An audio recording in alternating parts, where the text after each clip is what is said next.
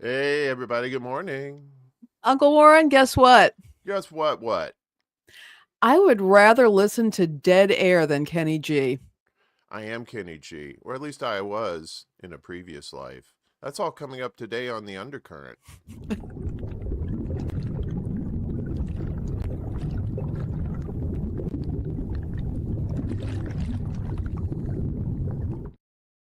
All right. Enough of that undersea business. How you doing, Uncle Warren? I'm waterlogged. I didn't get a chance to finish my cereal this morning, so I'm eating my cereal. Uh, What what mm, what what kind of cereal do you eat? I don't know. Whatever doesn't kill me. I'm I in, like I'm them. deeply into overnight oats. I bet. Well, I've been eating the Life cereal here. I Oh, kind I of love like the life. love well, I wish I did. The cereal, yes. The actual experience, not so much. But yeah. Uh, yeah. I'm as we get to be older folks, you have to worry about fiber and stuff like that, and getting enough of that. So that's what I try to do. Get enough fiber in me, and not to be crude, but to make sure the trains are running on time. You know what I'm A saying? fiber one's great for that. 90 calories per serving, 4 grams, I think 3 or 4 grams of protein, 19 grams of fiber. I put it on top of my overnight oats. Mm. Yeah. You can never have, well, I guess maybe you can't have too much fiber. The colon blow commercials from Saturday Night Live, that tells Oh us Lord, something about yes. too much fiber can really wreak havoc, as it were. How you doing? I'm good. I'm real good. We got a full show today. We do. We do. We do. We're talking about a radio station. Where is that radio station again? It's It in is in Cleveland, Ohio. Cleveland, Ohio, that college radio station, right? And it's Yeah. being converted to smooth jazz because Smooth jazz. ain't nothing better than a college radio station student likes to hear is smooth jazz. So we got that and some other stuff. We got some news here. If you want to We get to the do. news, we want to get to the newsiness of it all. Newsy news. So what Might do we as got? Might as well. So, starting things off here, influencers urged to steer clear of hot topics during U.S. immigration crackdown. Now, I wonder why that is. Why would they want uh, influencers to steer clear of hot topics? Hmm? Hmm. Avoid politics. That's the advice lawyers are increasingly giving U.S. based content creators who aren't citizens as an immigration crackdown spreads across the country. Every chance I get to tell them to scrub their vocals, even for likes and reposts of innocuous content like JD Vance or anti war memes, I do, said Jeannie Doi, DOI, an immigration lawyer who works with influencers. This is interesting. Because influencers they're influenced themselves by big bucks. At least a lot of them are. Uh, in the combative, anything goes world of digital media, internet personalities tend to gravitate towards hot button, controversial subjects, not shy away from them. But in the current political climate, lawyers are telling their clients that weighing in on topics like Palestine or the U.S. Immigration Customs Enforcement raids or ICE raids in LA can come with serious risks, including unwanted scrutiny from authorities or unfriendly competitors. Yeah. So it's getting to the point now where Johnny Law is going to come up to your door and tell you about the naughty things you said, even though they were true. Yeah. Yep. Yeah, last month, KB Lame, a Senegalese Italian influencer with millions of followers on TikTok, was detained by immigration agents in Las Vegas after overstaying the terms of his visa. According to a Department of Homeland Security senior official, Lame, it's an unfortunate last name, who has partnered with many mainstream brands, including Pepsi and Hugo Boss, has since voluntarily left the country. Uh, Afterward, Bo Loudon, a conservative influencer who is friends with President Donald Trump's son, Barron, took credit for tipping off DHS, even though Lame typically doesn't speak in his TikTok videos, which come across as entirely apolitical. Loudon has since described him as a far-left influencer. Lame didn't respond to a request for comment. No one is above the law, Loudon wrote on the tweeters. Oh my God. How dare you talk smack? For many social personalities around the world, the U.S. is a desirable place to work due to the big marketing budgets of U.S. brands. That's about all there is, as well as the proximity to deal makers and casting directors in Hollywood. But for anyone with a large following on social media, coming into the U.S. these days isn't without potential hazards. In May, Hassan Piker, a popular far-left political commentator and U.S. citizen, was stopped and questioned by U.S. border agents at Chicago's O'Hare International Airport. Hey, what a great place to get stopped. About his views on Palestine, which he regularly shares on Amazon lives on Twitch. I think I just said Twitch. They have to tell about Amazon's business. In an interview with Bloomberg News, Piker said he believes DHS interrogated him to send a message to others in his position. The goal was to threaten people who might also want to speak out and go to protest regardless of their citizenship status, he said. It's a threatening environment they want to cultivate to stop people from exercising their First Amendment rights. Our officers are following the law, not agendas. DHS, I have to say it like that because they sound stupid. DHS Assistant Secretary for Public Affairs Tricia McLaughlin responded via email. Upon entering the country, this individual, Hassan Piker, was referred for further inspection, a routine lawful process that occurs daily and can apply for any traveler. Once his inspection was complete, he was promptly... Damn robots. Earlier this year, U.S. Customs and Border Protection revoked Piker's global entry privileges, a program in which approved individuals get expedited clearance on their return to the U.S. Doi, the immigration lawyer, is now advising clients who aren't U.S. citizens to avoid international travel together.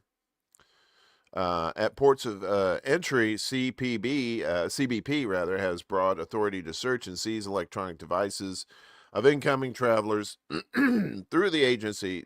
Says that fewer than 0.01% of all international travelers were subject to such searches last year. How about that? It's like, what's his name in the UK? There was, what's his name? I was the Scottish guy. What's his name? George Galloway? Yeah, they stopped George Galloway for the same reason. I know. And his wife. Yep. Took their phone and took their laptop too. For just asking questions. Oh, we're gonna take this stuff. Yeah. 1 in 5 Americans get their news from influencers, according to a 2024 Pew Research survey, with 27% of news influencers identifying as conservative or pro-Trump versus 21% as left-leaning. So far in his second term, Trump has directed most of his attacks on the media at mainstream outlets, ranging from CNN and CBS News to the New York Times, all of which have full-time legal departments poised to respond to such threats. By contrast, even the most popular online creators tend to have much slimmer operations, potentially leaving them more vulnerable to aggressive legal tactics. Or some people just don't know shit about the law. And yeah, isn't that funny how they try to do that? David Rugendorf, an immigration attorney, said he now advises content creators, regardless of their citizenship status, that anything they have ever posted online could be used against them. As a result, he said some are opting to delete old posts. Yeah, I guess, but it's people will find it if they really want it. Yeah, I mean they can find it. They can find it. This government, Rugendorf said, is particularly attuned to the power of social media and wants to counter certain positions.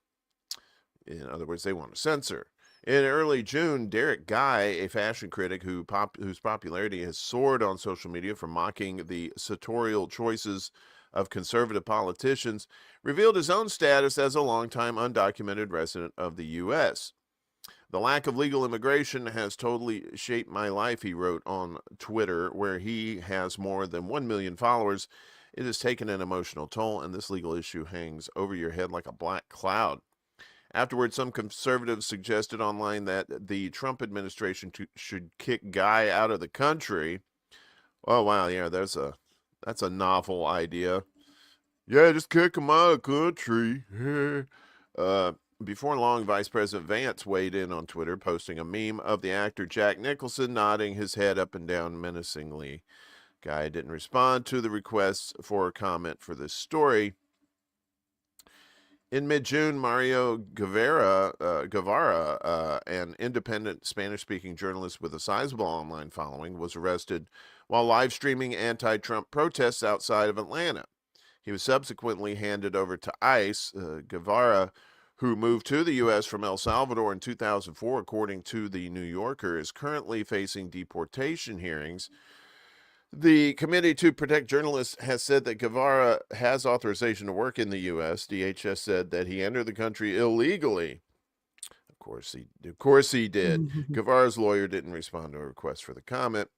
Following his arrest by local authorities, ICE placed a detainer on him, DHS's McLaughlin said. Following his release, he was turned over to ICE custody and has been placed in removal proceedings. Scrutiny from immigration authorities isn't the only potential risk for politically outspoken influencers. In recent years, a growing number of large advertisers have been shying away from politically active creators, said Crystal Duncan, an executive vice president of brand engagement at Tenuity, a marketing firm. In recent months, many brand managers have grown even more wary. In general, brands have been less vocal about political and social issues since the change in administration, given shifts in the political climate and heightened polarization, said Jasmine Enberg, principal analyst at eMarketer. David Mellick-Telfer, sounds like a serial killer. Sorry. A lawyer in New Orleans, always a lawyer in Los Angeles. Never mind, he is. It said that most international influencers come to the U.S. on O1B visas under the same category as traditional entertainers. Lately, he said the U.S. State Department has been scrutinizing applications more closely and challenging them more often. They're examining everybody's social media, he said. If your number one priority is not being detained and remaining in the U.S., I would certainly not attend any protest at all. Don't do it. Don't go to bed with no price on your head. No, don't do it. Because you can't expect due process. No, and that's they know the power of social media too, right? Yeah. You know, these influencers that are reaching thousands and thousands of people, maybe not on the grand scope of like you know, people may not know who some of these people are, that may not, you know, kind of float around in the YouTube space, as it were. The normies, as I call them. Yeah. The ones who who listen to regular mainstream media. They've been listening to that for years. You know, and then once the division took, where you had Fox News and MSNBC, and you had your liberal slant, you had your conservative slant, and that's when, you know, Yeah, they had to control the narrative, right? yeah. And I began to notice, and this was going back a couple of years ago, actually, where influencers were being pressured, even those who were not doing political content were being pressured to speak out on Palestine or offer their opinions, and there was that kind of pressure going on. And now we see that it's morphing into something, in my view, far darker.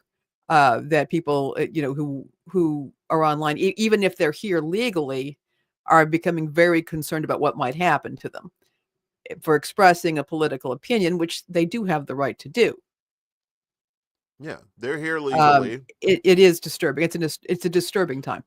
If you're, well, it's the old adage, like if you're paying taxes, you should be able to pay lip service, right? You know, you're paying for that opportunity to be free in America, with your taxes, if you think about it in a monetary sort of way.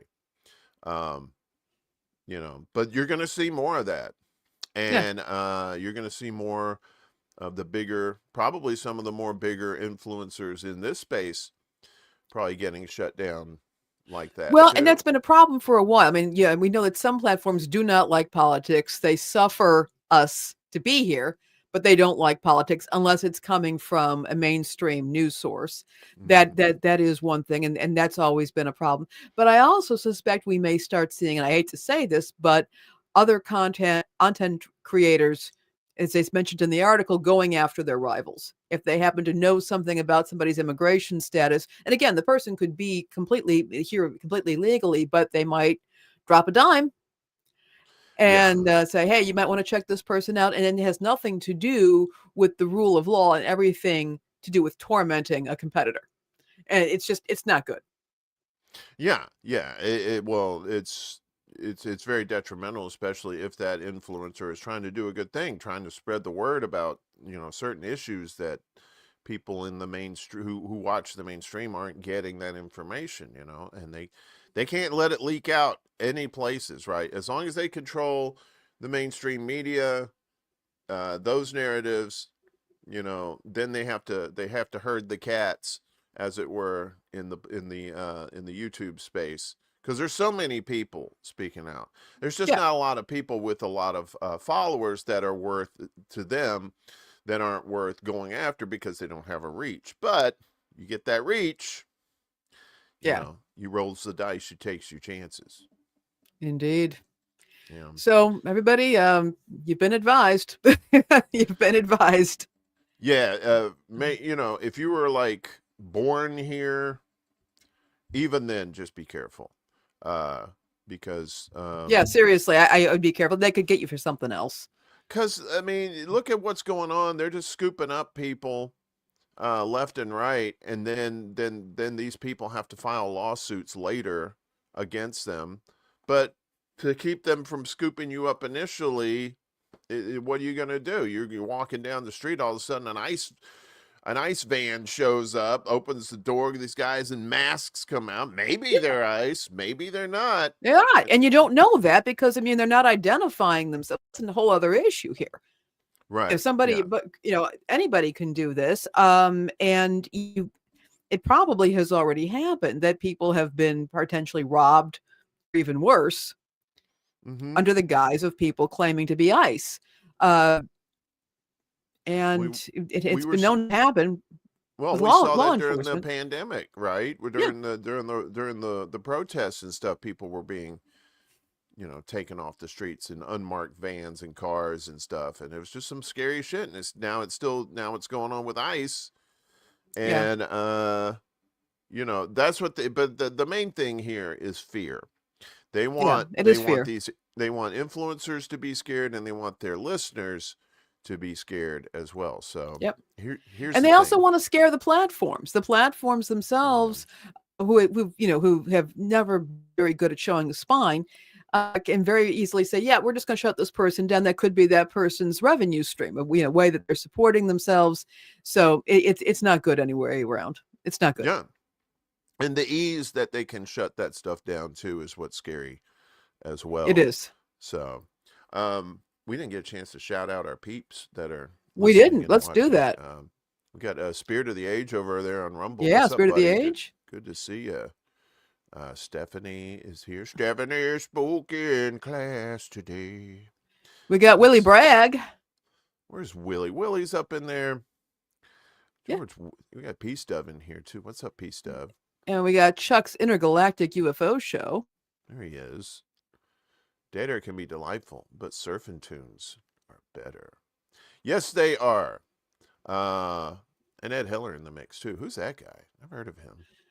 I've Oh seen him man, we around. got we got some folks over on Instagram as well. Hello. Keep in mind, if you're on Instagram, I got to go back and forth to see your comments or to see that you're there. So if you're not being recognized, hang tight. I will be back and forth to check you up. But your comments and your presence do not show up StreamYard.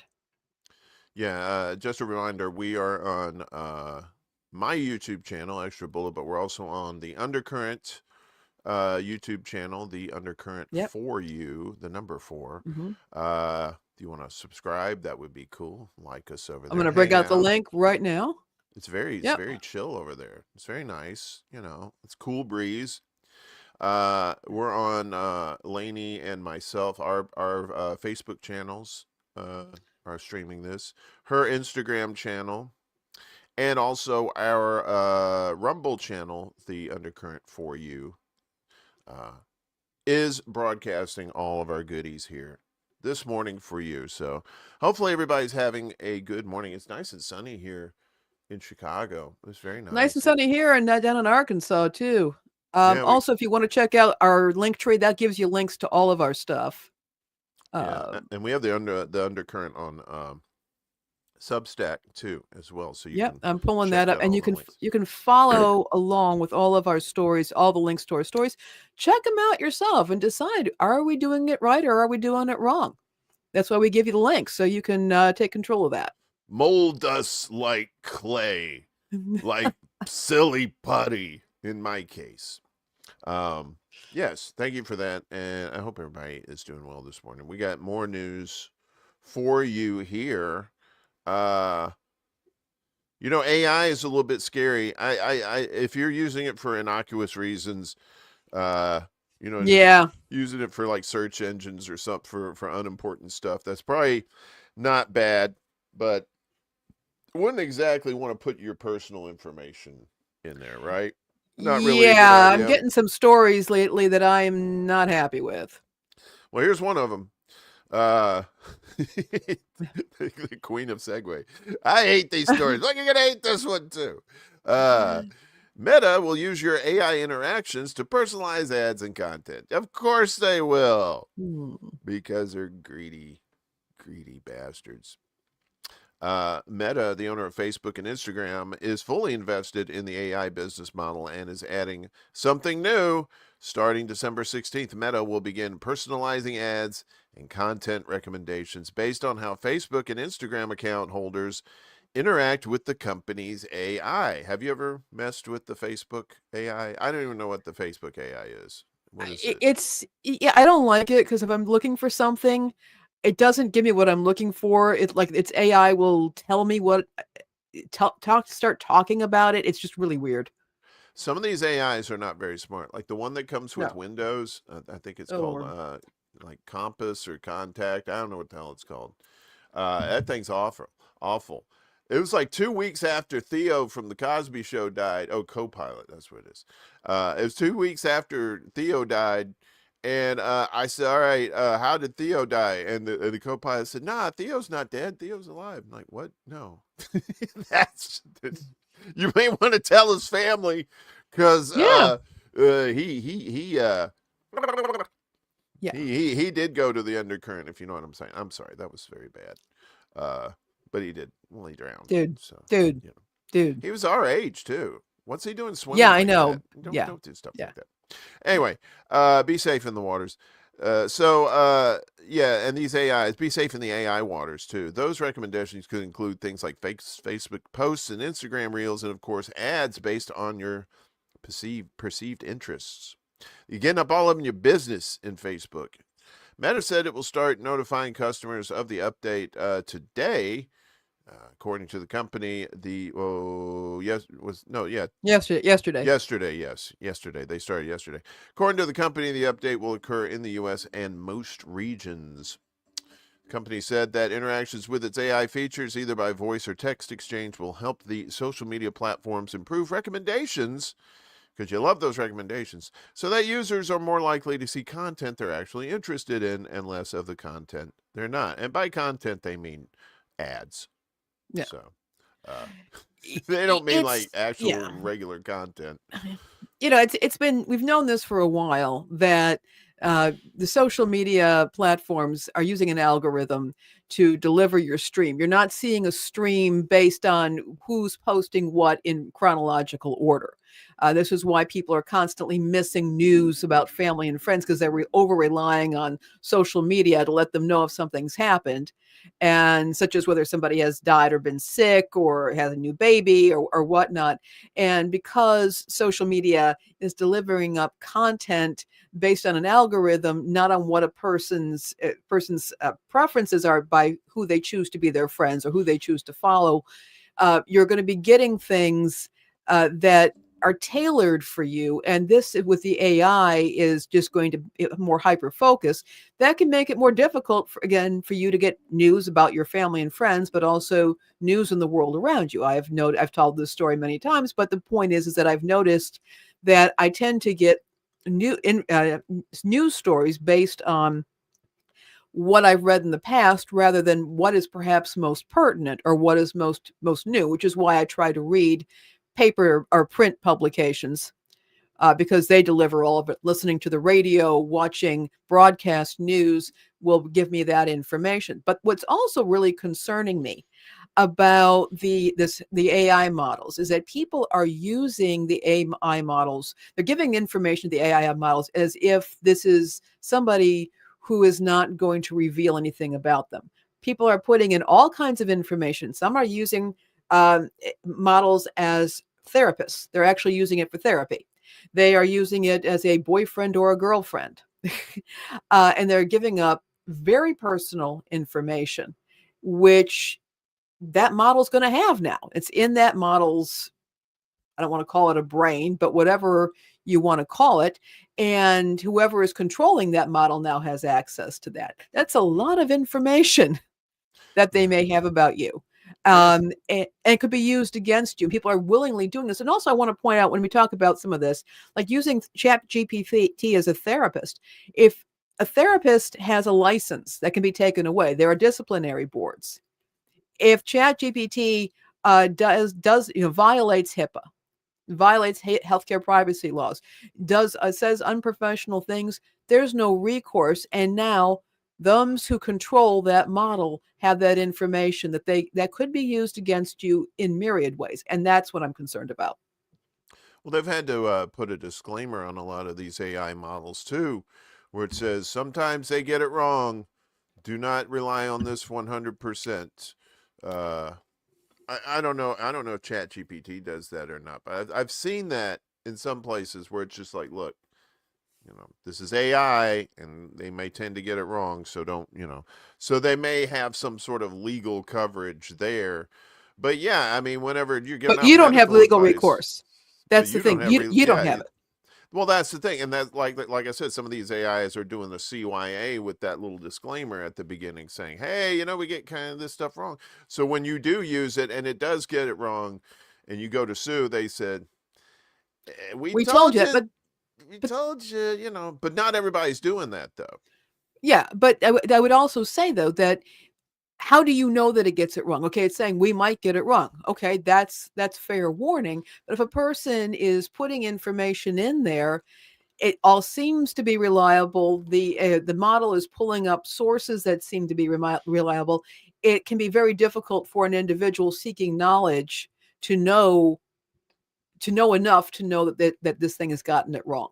There's a lot. I have a lot of there's a lot of concerns here. But I'm also what I'm at this point. What I'm really concerned about is how these AIs are going to use the information that's been put into them. In this case, we have Meta. Yeah, we're using that to personalize your social media experience. How could this be used by health insurance companies, law enforcement? There's divorce courts, family law courts. This what people are putting in there, and it's being stored in there, the kind of questions, the kind of details that can happen when you're using a conversational approach, not just typing in an inquiry, but using natural language. There's a lot of nuance that can be put in there, and that could be used against somebody, and that does concern me. Now they do have, at least in Chat GPT, I'm not sure about the other ones, where you can delete the conversations that you have with it, right? Because like every time you open it up, it starts a new conversation, and on the side, like on the left hand side, you have your list of old conversations that you've had with it. Those are definitely stored in there. Right. So Mhm. so Chat GPT or whoever at Chat GPT can have access to those chats, and if you got personal information and stuff like that, maybe social security numbers, God forbid, don't put that stuff in there. And then it saves it. So some people say, well, I could just go back and delete the conversations, right? Which is all well and good, but that doesn't mean that Chat GPT didn't already back up Yeah. a copy of that. Well, also So it's intelligence. So when you and I mean, if I just type something, tippy type into say what might have been a standard search engine or something that had a database, and I tippy type in there, it's spitting out something based on the keywords that I've used in there. With an intelligent model, it's going to be different because I'm assuming that as AI, it's going to be impacted and changed by conversations and any interactions. You and I have a conversation. You and I are both changed by that. I can't take this conversation that you and I have out of my head. It's there. So I can maybe erase the search or the inquiry, but I'm assuming that model is going to have that in its circuits and will have been modified by that, and that information is going to be there, present there, whether we like it or not, just like a witness in a court case. mm-hmm. Or you can even erase stuff from your mind and later go under hypnosis and have all that stuff revealed too. It's kind of like, well, I erased it from the hard drive. Well, you didn't quite erase it Yeah. from the hard drive. Yeah. So and also people need to be keep in mind too. There's really two different kinds of AI too. There's the commercial AI stuff like your Chat GPT and stuff like that. That consumers use, but then you also have your advanced general intelligence AGI, and those are the supermodels that the governments are working on to control like weapons and things of that nature, and get rid of government employees and replace them with AI. That is an application as well. We got oh, go ahead. I'm sorry. No, I was going to say we got a lot more to talk about today, Uncle Warren. So Yeah, we do. We got National Guard heading to a town near you probably. Cuz that's what you need. You need the government coming to your town. At least they're foot soldiers. So the Trump administration's efforts to deploy National Guard troops to Democrat-led cities has prompted a legal showdown between the White House and state and local officials. There's, I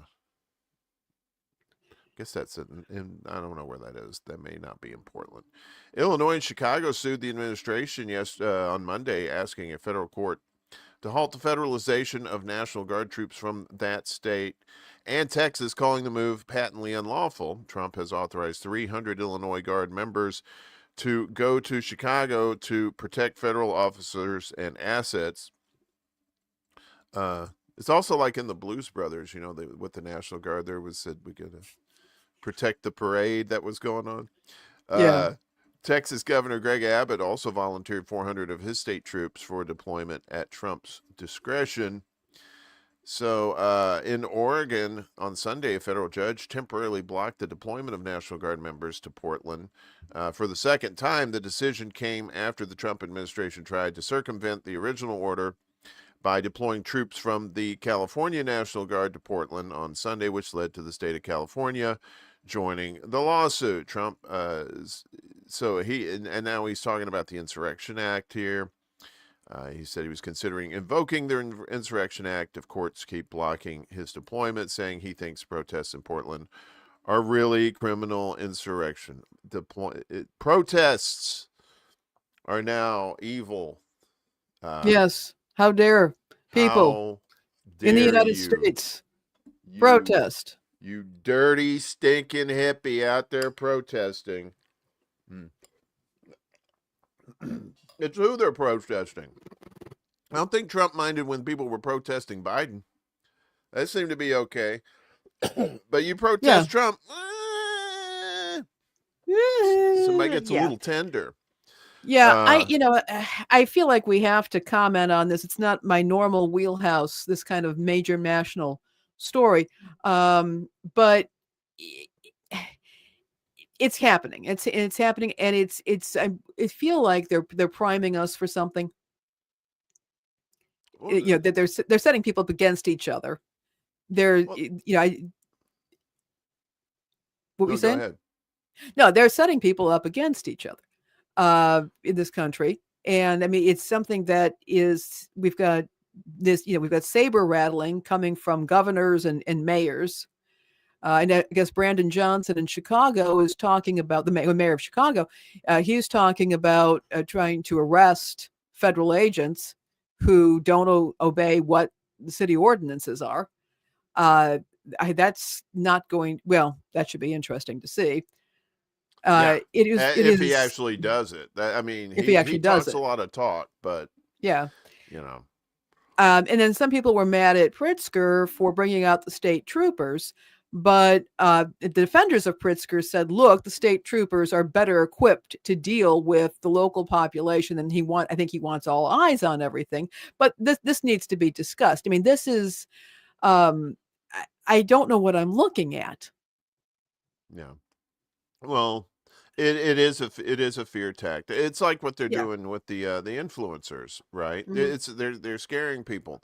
They want people to get used to seeing troops in their cities, and so that when they actually do like full on martial law, it won't be quite as shocking. It'll still be shocking, but at least you'll be used to seeing uniforms everywhere because you had been, because you were occupied basically by the United States. That's all it is. It's an occupation by the United States government of a state sovereign uh, entity, you know, Yeah. and and people will go to court. They're going to keep going to court. And I rarely say this, but thank God for the courts in this case, because a lot of this stuff is getting knocked down, and it really depends on the judges that see these cases too. If it's a liberal judge, they have a tendency to knock it down. If it's a Trump Trump judge, obviously they're going to let it stand. Although there was something yesterday that went to the U.S. Supreme Court and got shut down. I can't remember what it was, but I think it had something to do with that. But um, yeah, it's all fear tactics. How scared are you? Basically, what's happening now is a test of people's bravery to Yeah. see what they're willing to live without, what they're willing to fight for, and who they're willing to fight. What steps are they going to take? Are you just going to sit there and take it? Or are you going to try and change the system? Because that's the only thing you can do is try to change the system, right? Because, I mean, if you vote for the same people over and over again, they're just going to do what they're told, right? Yeah, they're going to do what they're told. Or particularly since I think many of them have also been compromised. Mm-hmm. Yeah. And that's my own suspicion when it comes to certain individuals in the government. But it is disturbing to see people cheering for effectively the invasion of states and cities within the United States. Right. This is disturbing. And there was a woman who was shot in the Chicago area. She was protesting, and she was part of a protest. And uh, she was shot. She's apparently, I think, been released from the hospital. But there was a bunch of people, protesters, who were boxing in the ICE agents. I've seen video of neighbors coming out to try and intervene with somebody who was being detained. Uh, it, it it's it. I've not seen something like that. I've been around for 56 years. And to see this is not just on a local basis. This is a federal invasion of the states and cities without any request for help. When there's a disaster, yes, the governor can ask for can request help from FEMA, and that's fine. But that's not what happened in this case. Right. We have cities and states saying, we would like to handle things on our own here. Please leave us. Yeah, I mean, you're starting to see stuff that we saw in dystopian future sci-fi movies back in the 70s and 80s, where you have, just like troops on the streets. You're seeing riots and stuff everywhere. You're seeing, Yeah. all kinds of mayhem and stuff that we didn't see when we were kids. I Yeah. mean, there was stuff when we were kids, Oh but yeah. it Oh wasn't yeah. not on this national grand level where they had such control through electronics and stuff like that, right? You couldn't really control people back then. You had the television and the radio and the newspapers for your propaganda. Now you have the little phone, and yeah, it's easier to get to people. But there's more of us too. And Yeah. there's more people who have figured out that a lot of what the U.S. is peddling is BS. So, but let's move on. We got other Yes, stuff to get we to. do. Steak and Shake.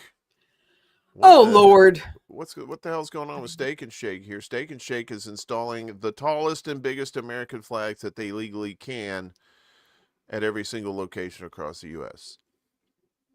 Steak Yeah. and Shake. Okay. Steak and Yes. Shake. Steak and Shake is kicking their patriotism into high gear. Better not have any illegals on there. They'll still deport you. Just saying.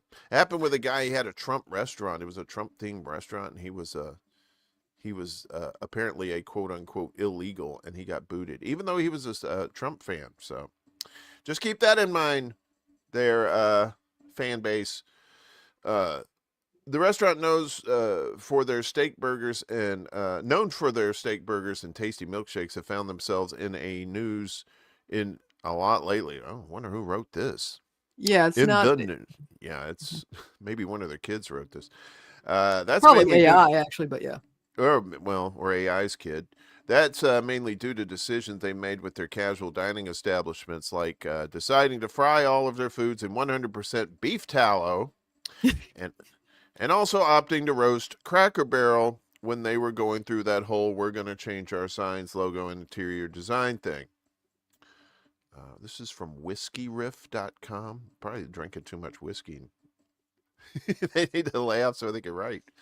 The burger and milkshake joint jumped down the throat of Cracker Barrel early on in the outrage cycle and put out a couple different statements condemning the changes they were making. When they did that, it was a little out of left field, and they took things to the next level when they put up a billboard in Nashville that spelled out "Fire the CEO" in what would have been Cracker Barrel's new logo and font before they changed things back. No one knew who put it up at first until Steak and Shake came out and said they were the ones responsible for fiery billboard calling for Cracker Barrel CEO Julie Massino's job. Yes, we are responsible for this billboard. Cracker Barrel's board has failed its shareholders. It has spent over a decade fighting with one of the largest shareholders rather than collaborating for the good of the company. Cracker Barrel has been on the forefront of the DEI movement. At the same time, it has reduced food quality and burned millions on failed acquisitions. The board apparently has more regard for DEI than ROI. That's return on investment. Now we are running a proxy contest at our own expense to fire the CEO. Biglari is doing the work left undone by the board. Fire the CEO, save Cracker Barrel. Save Cracker Barrel. That's the last we've heard from Steak and Shake on their Cracker Barrel rivalry, which they kind of created themselves. As a customer, I never imagined seeing a Duke, North Carolina-esque hatred between the two dining establishments, but here we are. It appears that Steak and Shake has moved on from the Cracker Barrel fiasco, at least from what we know, to focus on bettering their own brand. One new thing the franchise will be doing is erecting flagpoles. And the biggest American flags that are allowed by local governments at all their locations across the country. Kind of like the middle-aged guys who buy the red sports car because they're lacking in certain areas. Considering there's just shy of 400 Steak and Shakes spread out all over the United States, that'll come out to be around 400 lightning rods. I'm sorry, flagpoles and flag installations in the upcoming month, and it's all in an effort to continue to let customers know that they have strong support and uphold American values. As they explained on social media, the flag installations have begun at Steak and Shake. Every Steak and Shake is getting the tallest and biggest American flag that local governments will allow. Steak and Shake proudly supports American values and traditions and flagpoles. So there's a big giant flagpole there for some reason. Salute to them. literally. And if you're wondering why they specified that they'll be getting the biggest and tallest flags that are allowed, that's because too big and too tall of flags could lead to safety issues in the eyes of local governments. We've seen Camping World locations get in trouble, get fined, and even get shut down because of limitations on flag sizes and Camping World's tendency to fly the largest Old Glory they can find. Camping World, the bane of my existence. Sounds like Steak and Shake is making sure they handle things the right way on the front end, though flying a big old American flag shouldn't ever be wrong, so that the Stars and Stripes can fly high at every single location they have across the country. Yeah, because when I'm on the road and I'm hungry for a burger, I want to make sure there's a big ass flagpole Yeah, uh, that's the out thing. Okay, front. first of all, I always loved Steak and Shake. Haven't been to one in I don't know how many years, but I always loved it. I went to school down at Illinois State, which I want to say Bloomington Normal was where or near where Steak and Shake was founded, but don't quote me on that. And I always liked their stuff. But the idea of again, you have businesses that are serving hamburgers. Um, you know, you've got businesses that are serving hamburgers that are suddenly feeling a need to assert their alliance with a particular political perspective. Mm-hmm. And is this what we're going to start seeing now? I mean, I know I already, if I'm looking around, I see a Tesla or one of those Tesla trucks or whatever they call them. I'm making assumptions. Are we now going to have it where the taller, bigger, wider American flag and pole are suddenly signs of a person's political allegiance, and we've got businesses either where this becomes a signal to people of where you are, and do we really want to be living in a time when you drive down the street and people businesses that are not political in nature are reinforcing where they are. It's wow. I know. And using a national symbol. I mean, ideally, we're supposed to all be Americans, um, but are we seeing the hijacking of certain patriotic symbols in this? Well, it's definitely virtue signaling. You know, Yeah. it's just, and it's also a signal that, hey, look at me. I'm falling in line. Don't mess with my business, please. See, America a number one, Joe. You know that kind of thing. Uh, yeah, it's just the whole thing. The whole thing with the Cracker Barrel thing was stupid. If they want to change the logo, just change the logo. If they took the old guy in the barrel off of there, well, that's their business, and then their sales will reflect that. And if people start, stop going to Cracker Barrel because they changed the logo, then they'll change the logo back. That's how that works. But you go to, I mean, to have the tallest flagpole Yeah. is just it's just so stupid. It's if it's a novelty thing to try and draw you to their business, like maybe you have the tallest flagpole in town or something, you can make that kind of like a, oh, look at this, we got this too, but we also got like, hamburgers and stuff, that the stuff you actually came here for. I don't think you came here for a flagpole. You came here for food. And that's the thing, right? It's all virtue signaling, trying to stay Yeah. out of trouble, you know. Um what could be trouble though are these It's digital price tags. yeah, but yeah, just rampant nationalism does not suit me. But yes, these digital price tags, some weird stuff with this. I mean, it's really coming into its own, but it's some weird stuff. And you've actually worked with those, haven't you, Uncle Warren? Yeah, I when I worked at Whole Foods, I was a that was actually my job, was to change the prices on these things. And it's not super easy to do because it really depends on the kind of electronics that you're dealing with. Uh, but if you have like each one of these things has a code for it, right? And Mhm. what you're putting into it. Like for example, this Doritos Nacho Chessy, as it says here, it says Chessy. Uh, meal deal here. If the sale is $1.99, the regular price is whatever. They can always just put that. They just go into the computer upstairs and change it for that one thing, and they can just easily do it. But what does that mean for, how it affects you, the consumer? So, electronic shelf labels, digital screens that display the price of an item, are replacing traditional paper price tags in grocery stores across America. The technology can already be found at Whole Foods, like we said, Amazon Fresh, and Kroger, along with stores in Canada, Europe, Asia, and other regions. Electronic shelf labels are expected to become more common.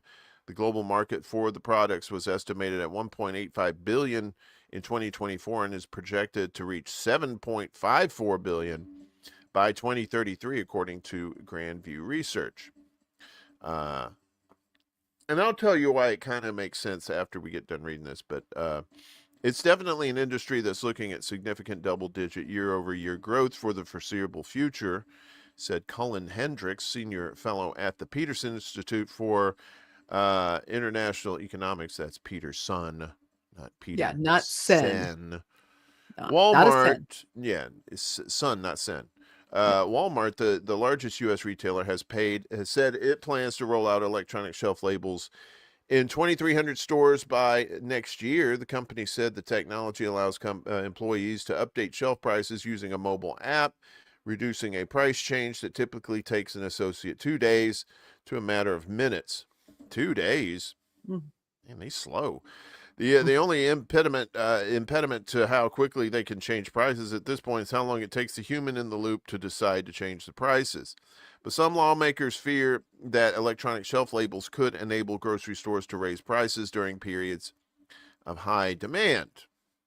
Digital price tags may enable Kroger and other grocery chains to transition to dynamic pricing, yes, in which the price of basic household goods could surge based on the time of day, the weather, or other transitory events, allowing stores to calibrate price increases to extract maximum profit, said Elizabeth Warren, Senator Elizabeth Warren out of Massachusetts. And then Senator Bob Casey out of Pennsylvania wrote in August 2024 letter to Kroger's then chairman and CEO Rodney McMullen. To be clear, Kroger does not and has never engaged in surge pricing, Kroger said in a response letter. The labels provide us with operational data to better manage inventory. Those insights allow us to pinpoint opportunities where we can lower prices on items that are perishable, seasonally specific, or otherwise needs to be moved more quickly, including key staples. Dynamic pricing reduces food waste by up to 21%, according to a study from the University of California, San Diego's Ratty School of Management that was last revised in December 2023. Johannes Stamatopoulos, an associate professor at the University of Texas at Austin and one of the researchers behind a separate study on the topic published in June, said the facts showed there is no surge pricing currently occurring. And to be fair, there was none when I was there either, and I was never told to do that either. So but that's been a few years, so it may have changed since then. So the basic economies of grocery retail is that they want to acquire customers and retain customers. Stamatopoulos said, it's silly of them to risk upsetting you over gaining a few extra cents on an ice cream when it's hot outside. Amazon, it has no plans to utilize surge or dynamic pricing. Amazon-owned Whole Foods declined to comment. Walmart did not respond to CNBC's request for comment in the time of publication. So here's how my take on these things is: when I used them, for me, it was twofold. It was easy to change them out if there was like some sort of price increase due to there being a lack of stock at the warehouse or whatever. Sometimes you would see, if something was selling really hot, you might see it bump up a little bit. But for the most part, what this does, it also replaces paper that people use. You have to print out these shelf labels and put them in there. And so that's killing a tree and some ink right there. Whereas with these things, You don't have to do that. You can keep them up for as long as the batteries in them uh, continue to work, and you can continue to change those prices. And a lot of times they'll have it just set up like on Wednesdays, I believe. Was it Wednesdays? Was the turnover day? That's when all the new sale prices and stuff Okay. start in the grocery stores, right? This is with Trader Joe's too. So that's when all the new prices and stuff come out, and that's when you'll see a lot of these shelf price, these electronic shelf labels start changing, and that's where they start making. That's where they start paying for themselves in that respect. Now, as far as like surge pricing, like I said, I worked there for a while doing that job, and I was never privy to any sort of price surge or anything like that. Now, I've seen that in fast food joints in the cities, like around noontime, those prices they tend Yeah. to go up too, right? So it's not like it didn't happening. It's just probably, yes, they have the ability to do that in the stores. I just don't think that's happening yet, but that doesn't mean it Yeah. won't happen.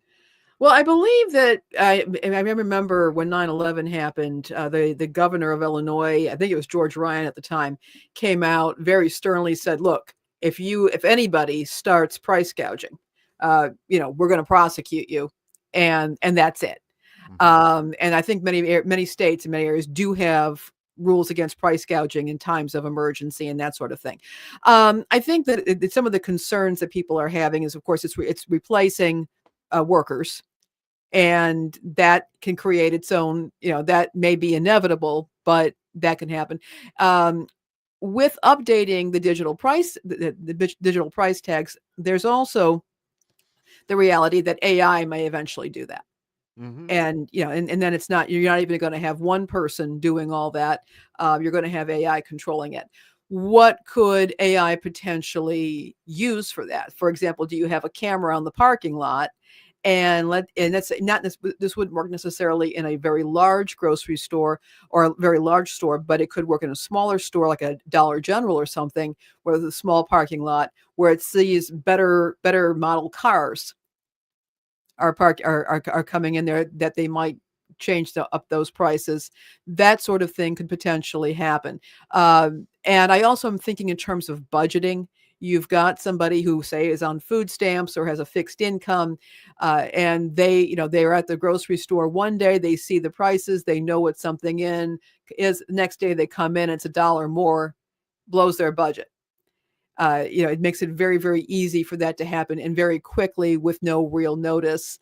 And so that can happen. Normally, and people still use them. They're available in newspapers as well as on websites. They still send out the flyers and the circulars for the sales. Everybody accepts that the sales are going to change. You said on Wednesday. It's usually around Wednesday that Mm-hmm. the pricings change. But that's consistent. We Yeah. know that that's consistent. This is just making that fluidity a lot easier. And again, I think that with AI, other factors could come into play with this. I'm not saying that I think it's necessarily a bad thing at all. And you're right, it's saving some trees, but you've got the batteries in there, you've got the energy being used for that. Those batteries are going to end up in landfills. So Mm-hmm. I think it's 6 of one, half dozen of the other. But it is something that has changed the way people shop. Now, it's already happening online. You notice that prices are constantly going up and down online, Mm-hmm. but this can make it harder for people to keep track of prices in local brick and mortar stores. Yeah, and there is the possibility for it to be abused too, like you Hmm. said. There and I wouldn't be. To be honest, I'm surprised they haven't had surge pricing in grocery stores already, at least with the ones that have these things too. Now, even in the one I worked at, not all the shelves had the electronic price tags on there, right? So they still had like some of your shelves that they had you know that what is it like something's about to expire or something, so they want to get rid of it, so that's Yeah, reduced price, that kind of thing. So a lot of clearance. Yeah. times the clearance side, a lot of times you'll see like paper Big yellow tags on tags, those. Yeah, actually, and big yellow it does tags. help prevent food waste. It does. I'm Right. constantly rating the clearance sections. So not everything has the electronic tags, fortunately. So they can't really do that across the board in a store, at least not yet. But once they do, once they have that ability, and yeah, once they somehow integrate AI into Yeah, their that's what. Yeah, into that non-static pricing method, that's what's going to be able to control it. Like it's almost like the stock market, right? A stock it starts moving up and the price gets higher, right? So the price right. gets higher and higher and higher. It eventually it doesn't, and then it comes back down, it goes back up, whatever. So an AI can look at your current, real-time sales numbers, and if it sees that there is a sales surge in the store that day, the AI could see that and go, oh well, let's tick up. Let's see what's selling so hot. Let's tick that up a few Yeah. pennies. Something that people may or may not notice, but penny pinchers will notice even a penny rise, And that right? is a concern. We'll talk about that later on in the show when we talk about the challenges to SNAP. But yeah, this is. I mean, again, it's a technology, um, and it's something that people should be mindful about. Well, now it's time for the catch of the The day. day. Get your buckets, get your chum buckets out, folks. It's the catch of the day, and it is we're talking about college radio, right there, Lainey? Yeah, we are. And as I used to say on my previous show, I am hopping mad about this. This story it blows my mind. It's actually blowing a lot of people's minds. It's getting national attention at this point. Cleveland State University has, as many colleges do, a radio station, WCSB. And this has been around, I think, for about 50 years. And they have been serving the community with a wide range of programming. As many of you know, people from my era and Uncle Warren's era, college stations particularly were tastemakers, and they still are tastemakers when it comes to music. In fact, we had different charts for they had the Billboard charts, and then they also had the college radio station charts, because the quality and the type of music being played were incredibly different. The other thing to keep in mind is that these are low power, almost always low power stations. So they have a low range. They really do serve the community. They're very hyper local. Now, of course, with streaming, you can tune in anywhere, but they really were very focused on serving the community and their communities. And this particular station, again and again, with a whole lot of music, a lot of alternative music, the DJs made their own decisions about what they were playing. They had talk and information shows. They also had programming in different languages to speak to various communities in Cleveland. So this is this is really a very important cultural and media resource for that community. Well, all that kind of came to a very abrupt end, and it happened on October 3rd, which is National College Radio Day. Hmm. And I'm actually very delighted that the College Radio Foundation did put out a statement. You can check, there's a link to it in the show notes, and you can check these out. And if you don't mind, Uncle Warren, I'm going to read it. Yeah, go for it. All right. The College Radio Foundation stands with WCSB and the Cleveland State community as they endure an abrupt station shutdown that has silenced student voices after nearly 50 years of meaningful, diverse programming. Removing WCSB's student programming, especially on World College Radio Day, is cruel. It's a day when we celebrate the student and community voices on college radio stations, and this decision robs students and volunteers of a vital outlet and denies underrepresented communities access to trusted cultural content. It is disrespectful to the volunteers who have given years and decades of their time and passion for WCSB radio and their listeners. We honor the legacy of all who gave their hearts to WCSB and urge renewed support for student-run media everywhere.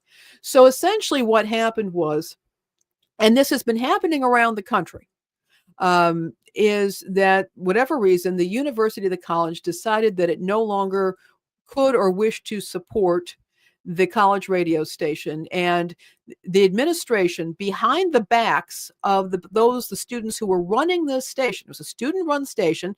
The money for the station was coming out from donors, but also from student activity fees, and it was an all volunteer student-run station. The university administration was brokering behind their backs a transfer over to a not-for-profit corporation that specializes in not-for-profit public radio stations, including various NPR affiliates. And they never bothered to tell the students about this. Now, in their defense, they were saying they were doing this under a non-disclosure agreement because it involved the FCC. Okay, that may be well and good, but students were finding out their keys weren't working. They weren't getting their scholarships. Something was up. They knew something was up. And instead of showing even reasonable transparency, or at the very least warning the student station that, hey, we're in a situation here, we may have to do this, we may not be able to be as transparent as you like because of the non-disclosure agreement required, because this involves an FCC license. Instead, the students find out in a Zoom call and are escorted out by the campus police. And they did. In fact, the station that took over this, the company that took over this, they came on in and put their own programming in over the student disc jockey who was in there talking. This guy didn't even know he'd been taken off the air until some people were saying, we can't hear you. And instead they were listening to smooth jazz. So the company that took over is IdeaStream Public Media. It's a not-for-profit. And by the way, just because something is not-for-profit doesn't mean that it's any good at all. We know this. But they decided to replace a diverse station that met the needs of the community, that had been doing so for 50 years, and replace it with smooth jazz without any warning, and a police escort for those students that had been doing all the labor. Police escort. Escort. For a college station. Come on. That's crazy. Yeah. And Neilio, yeah, you're absolutely right. The college radio station was a place for the students to get real life job experience. Now, IdeaStream is saying, oh, we'll do that for the students as well. But you know that they're going to be under the control of a corporation that has shown actually that it has no integrity at all. But they're also going to be, they're going to be in internship type positions. They're not going to necessarily be getting the kind of really hands-on decision-making options that you get when you're at a free-form or reasonably free-form student-led station. Also, keep in mind, college stations are not always staffed by students who want to go into broadcasting. Some do, and that's fine. But the culture there is also the idea of community media, not necessarily professionals coming in or people who want to spend their lives doing this, but folks who want to share and share music, support the community. And so there's a different ethos in these college-run stations. Again, and the fact that they did it on National College Radio Day, it shows me that both the university and the corporation that took this over are completely out of touch and have no real respect for the college experience or the medium. And one more thing I do want to say also, what kind of example are they setting for young people here? This is how you do business? Mm-hmm. You dismiss people in a Zoom call and give them a police escort, and don't interrupt a young person doing their job, hosting their show, and don't even tell them that's happening? I mean, I was going to say, well, that's Cleveland for you, but I don't know.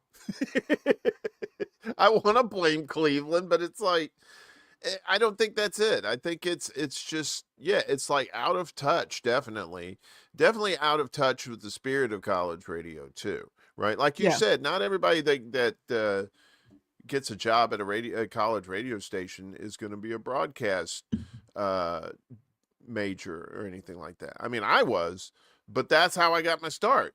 I got practice at the radio station there, and that led to a paying gig, and that's how you do it. That's how, and it's fun. It's fun, free work for yourself Yeah. too. You know, Yeah. you get to, especially if you get control of your own show, you know, you can control what music you play and stuff like that, be your own program director kind of thing.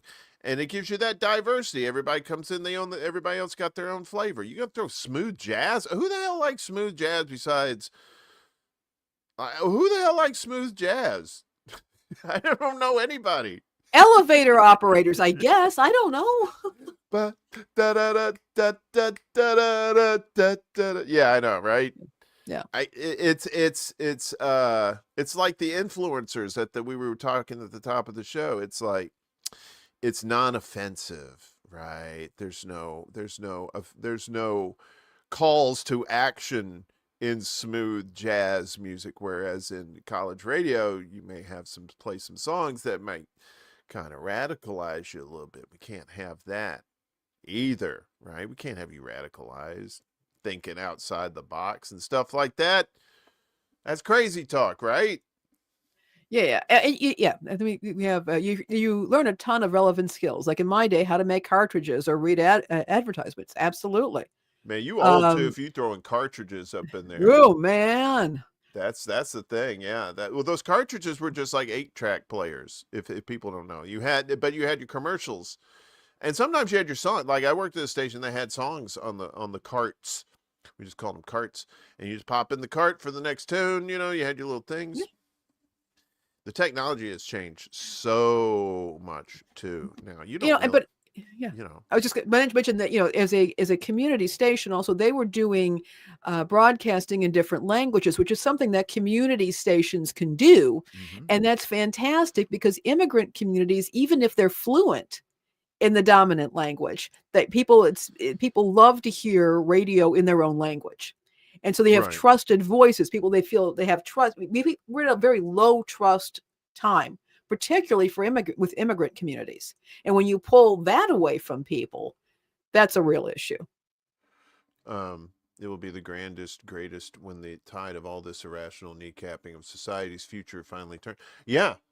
Well, I mean, I hate to be that guy, but I think space rocks is probably going to be the only way we'll get any concrete change that's immediate. But then again, you're having to deal with falling rocks. But or falling concrete.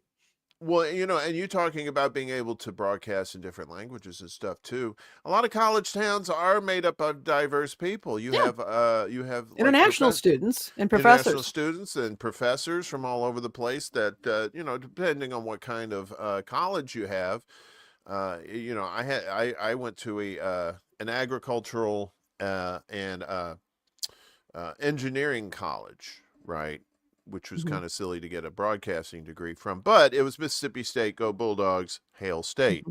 So, and yeah, and that's the thing, like college radio, you not only get music, you get all kinds of information about the town that you're living in, sometimes the state that you're living in that you may not get on the mainstream media as well, too. Yeah. So, and a lot of times they want to keep those kids quiet, hence smooth jazz in the mix. So that's good stuff there. I'm glad to see it getting the attention that it really has been getting a great deal of attention, and that does make me happy. Yeah, and as someone who did college radio themselves, like I said, it's I have a special place in my heart set aside for that too. The dying art of radio in and of itself is fairly sad, but folks like us, we're trying to keep it alive. Us old radio heads. So, well, we've got some recurring stories, the recurring tide.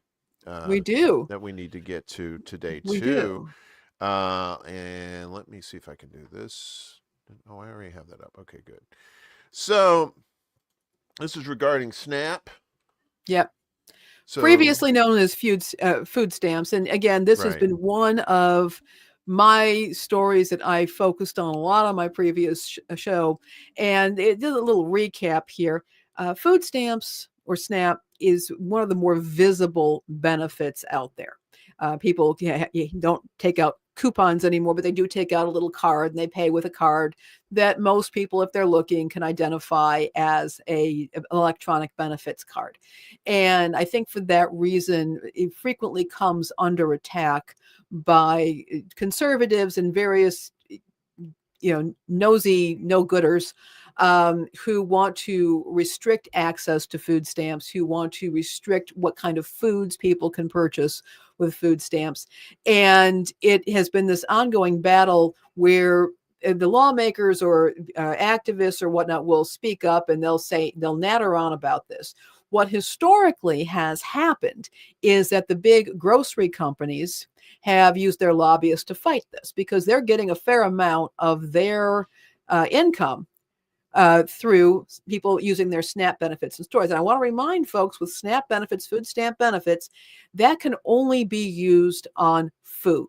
You can't use it for diapers, feminine hygiene products, over-the-counter medicines. It can pet food. It can only be used on food for human consumption, and usually it can't be a hot food either. There's been some experiments with letting people buy hot foods, but just put that aside. You have to be able to buy food. So historically, the grocery lobby has always fought the government on trying to change what kind of foods people can buy with SNAP. Well, now you've got Kennedy and Maha um, coming in and saying, well, we need to restrict the foods that people are buying. We have to restrict to things that we think are healthy, which is in itself subjective, and I'll get to that in a second. What I will say is I think the grocery industry at this point kind of has their back up against the wall with all the tariffs. And it may be that we're not hearing so much from their lobbyists on this particular point. And okay, we got some good stuff coming up here. Yeah, we got some great comments. Chuck and Spirit of the Age, absolutely. But one of the things that's happening is they're basically trying to say which types of food you can buy. Now, this is, again, as I mentioned, it is subjective because what is a healthy food depends on a person's diet, their culture, and their ability to safely store or prepare that food. Were you going to say something, Uncle Warren? Mm-mm. Okay, because you were saying something. But and the problem is that not everybody has the ability to actively store food. They may not have the ability to appropriately cook. So they might buy a food that we don't think is healthy because that's what they can eat. That's what they can store. That's what they can put in their backpack, or if they're living in a tent. One story tells about a gentleman elderly gentleman, legally blind, using a wheelchair. He was making himself a meal. Now, oatmeal is a healthy food. I eat it myself every single morning. What happened, though, is he couldn't prepare it properly, ended up giving himself terrible burns, ended up in the hospital. And by the way, while he was in the hospital trying to recover, they couldn't, the welfare department couldn't contact him, and they cut off his food stamps. But this isn't, again, this man may have been a healthier option, may have been something that was easier to prepare, that he didn't need to heat up. So we're getting into an area of extreme subjectivity. Right now, for example, in states, they're trying to prevent people from buying any form of soda, even if it is diet soda with no sugar in it at all.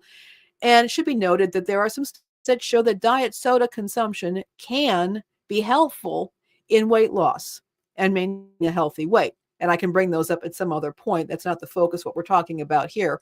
And things like iceberg lettuce, which are very nice for crunch and as a vehicle for salad dressing, have very little nutrient benefits, but nobody's questioning a person's right to buy iceberg lettuce or seasonings, which again do not really offer any nutritional benefit. Now, what is going to be happening here is if all of these restrictions go through, stores are going to have to update their labeling. and their point of service, because certain foods will not be purchasable using the electronic benefit card. The person can use cash or regular money, but they cannot use their EBT cards. And this could cost retailers up to $1.6 billion to make these changes. Now, this is something that, again, the major grocers can accommodate. It's going to be very difficult for some of the smaller shops to do this, because they're going to have to re-identify every product in their store and trying to figure out a way to either code it, or even if you've got a really small store that's operating with a regular cash register and does not have a point of service, thing where they can scan, they're going to have to find some way to identify which items can be purchased with SNAP benefits, or they're going to have to go off the SNAP benefit program entirely. They will no longer be a merchant. The other thing to keep in mind is this is going to require a lot of compliance. So this is just one reason why the virtue signaling around healthy foods in the SNAP program is not particularly healthy for communities. All right. Well, let's get to the second part here about zombie second mortgages. That's interesting. Zombie mortgages are mortgage debts that you might have thought were forgiven or satisfied long ago, but still exist. You want to talk about this? Yeah, so this is another story that I've been reporting on for several years, which is the idea of zombie debt. This is a debt that a person may think has been discharged, that is beyond the statute of limitations for using the courts to get a judgment, or that a person thinks this judgment has been canceled. So Bloomberg, unfortunately, that's behind a paywall, but you can find the article in our Substack in our show notes. Recently reported on several cases in the U.S. where people have lost their homes due to a zombie mortgage, and a company attempting to sue the homeowners for either back mortgage payments along with fees and interest. So here's what's happening. Some people took out some time back, in some cases years ago, were taking out second mortgages on their homes. When they couldn't pay off that second mortgage, the lender came in to foreclose. But if you remember, we had that foreclosure crisis a while back, and there were so many homes that were being foreclosed upon. The lenders weren't interested in taking the homes away from them. So what happened is that homeowners were getting these tax documents showing that the debt had been canceled, which they were required to pay taxes on. You're required to do that. And they saw this as proof that mortgage had been canceled, and they were just going about their lives. Then 10 years later or whatever, you have these companies that are debt collectors that are purchasing these supposedly canceled debts for pennies on the dollar, and then going back, adding a bunch of fees and interest, and going back to these homeowners and saying, "Hey, we're now your mortgage servicer on this loan. You have to pay all of this." And these individuals who are confused, thinking that mortgage was canceled, and who may be elderly, may not have a lot of money, are either just submitting to the foreclosure, leaving their homes and moving. In one case I read about, it was a family moving into an RV, or they are paying from what they have. They're paying what's being asked, without any due process or information being provided to them about whether they are actually liable for this. You do have a right. If a collector comes to you about something, you do have a right to demand documentation. And many folks don't understand their rights in these situations. So what you're also going to see, and you pulled this up, is an article from the Consumer Financial Protection Bureau that does address what this is about and how it works and what a person's rights are. I'm sorry to say that the Consumer Financial Protection Bureau has been gutted by the current administration. So the help that you might have been able to get, that support or help, it may not be there for you. But this is where family, friends, and neighbors can come in. And if you know somebody who is being hit by one of these, we call them bottom feeders, because that's what they are. They're bottom feeders who go out, buy debts for nothing, and then they pay $2,000 for a debt, and then they turn around and send a bill for 85 grand. Uh, we, you can tell them that they have rights, that they need to demand documentation. There are legal aid clinics that specialize in this sort of thing. If they can't afford an attorney, they may be able to go to a legal aid clinic and get help. They have a right to demand documentation for all of the paperwork. And in many cases, they don't have that paperwork. It was all robo signing, or they don't have the original documents that can show where a person is liable for all of this. It's really critical for our people to understand that just because they got an IRS form showing that a debt had been canceled, that may not be proof enough that debt was actually canceled, and that somebody could be coming back for that debt. But they do not have to surrender their homes. They do not have to clean out their savings. They can ask for documentation and get help before they take any action that's going to harm them, their family, or their finances. That's cool. That's cool.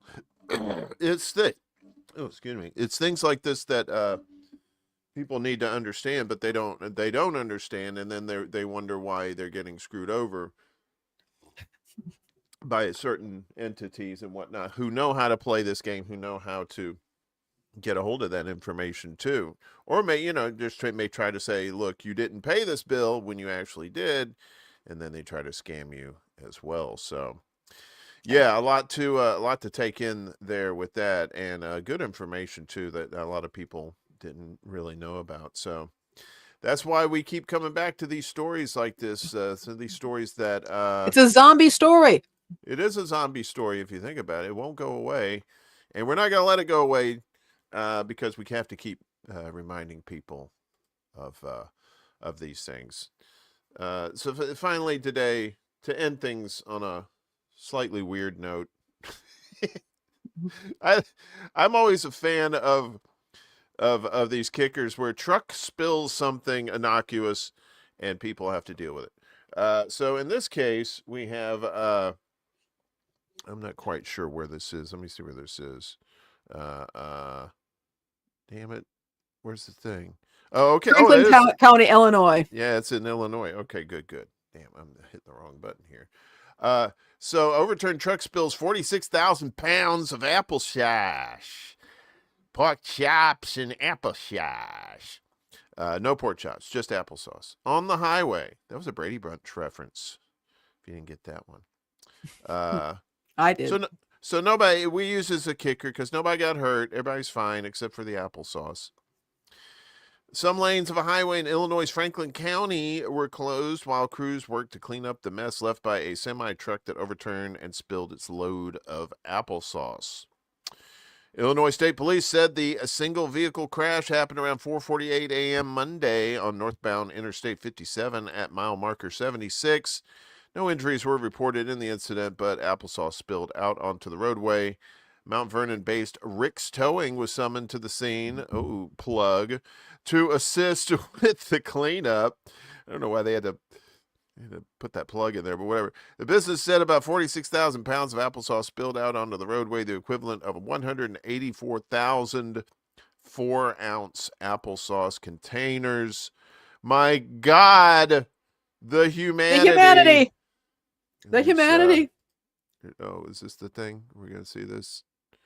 Is this the... Oh, yeah. So these are the truck spilled over. The applesauce came out. And, yeah.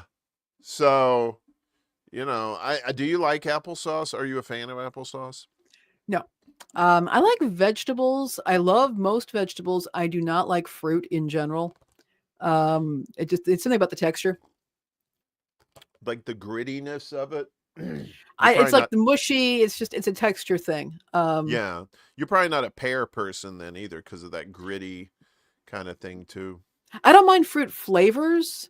It's just I don't like the fibers. Fruit.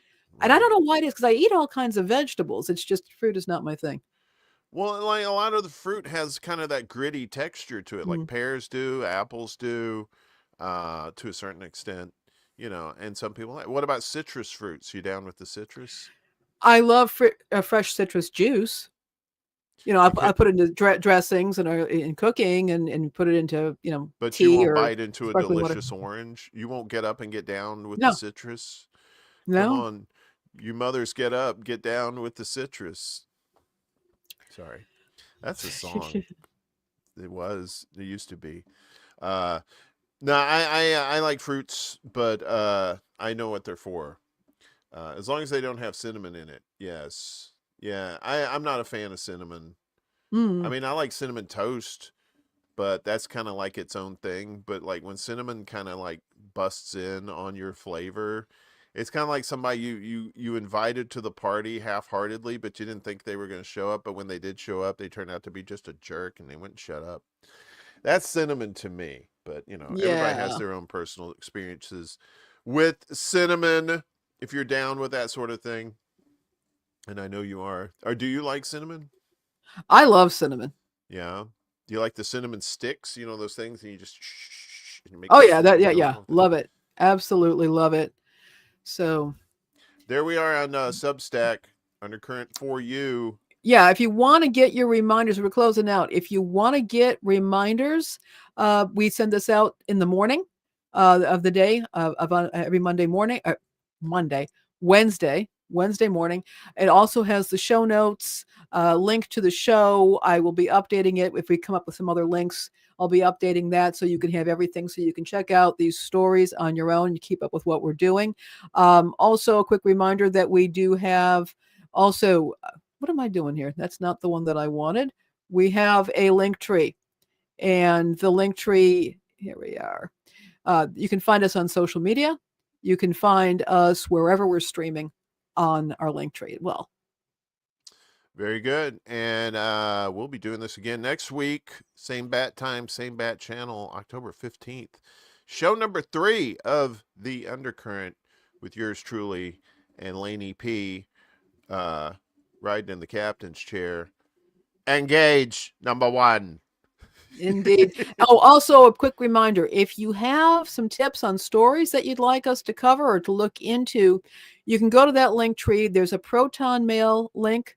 If you want some more privacy with that, there's a regular email. You're welcome to send us stuff there. But there's also a Proton Mail link. And you can also find us on social media and send us stuff as well. But whatever you want to do, we do want to hear from you. We do want to hear what you'd like us to cover. And again, if you've got ideas for stories, any news tips, please do send them on. Yeah, and we appreciate you. Like I said, we involved the community in all our shenanigans here. So if we go to jail, you go to jail. Just make sure one of you stays clean with the bail money, because that's how that works. Otherwise, we'll be back here next week, 11 a.m. Eastern, 8 a.m. Pacific time on YouTube. Rock. I always say that. I'm so used to saying Rockfin all the time now, and I have to get that out of my head. So YouTube, Rumble, Facebook, and Instagram. We are all over the place. Thank you so much, Auntie Laney, for a Thank you, fun Uncle show Warren. today. Did you enjoy yourself today? Did you get I enough to did. eat? Did you did I you did. I did didn't you? get any of Okay. your cereal, though. No, you don't want that. That's a lost cause. It's just mush and broken dreams at this point. But I'm still gonna eat it because Daddy It's the way likes. of all cereal. Indeed. All right, guys. We'll see. I'll be back Friday for morning extra, same time, 11 a.m. Eastern, 8 a.m. Pacific time. Appreciate all y'all showing up on all the channels. We love each and every one of you. We hope you have a great, safe rest of your week. Don't, as Mom always says, watch out for the nuts. I don't. I know you're cool, but I worry about somebody else coming after you. So that's how moms are, and that's how we are. We're very motherly around here, even though neither one of us have kids. Thank God. All right, guys. See you next week. Peace.